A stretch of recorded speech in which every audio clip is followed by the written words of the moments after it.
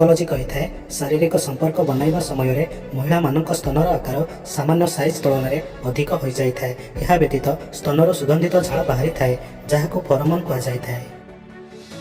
Psychology ଅନୁସାରେ ଦୁନିଆର 66% ଲୋକ କିସ୍ କରିବା ସମୟରେ ନିଜ ଆଖିକୁ ବନ୍ଦ କରିଦେଇଥାନ୍ତି। ଏହା ସେମାନେ ନିଜ ପାର୍ଟନର ପ୍ରତି ଭଲ ପାଇବା ଅଛି ବୋଲି ଦର୍ଶାଇଥାନ୍ତି। ମନୋବିଜ୍ଞାନ ଅନୁସାରେ ଯେଉଁ ବ୍ୟକ୍ତି ସବୁ ସମୟରେ ସମସ୍ତଙ୍କର ଖୁସି ଚାହିଁଥାଏ, ସମସ୍ତଙ୍କ ବିଷୟରେ ଭଲ ଭାବିଥାଏ, ସମସ୍ତଙ୍କର ଚିନ୍ତା କରିଥାଏ, ସେହି ବ୍ୟକ୍ତି ଜୀବନରେ ସବୁବେଳେ ଏକୁଟିଆ ରହିଯାଇଥାଏ।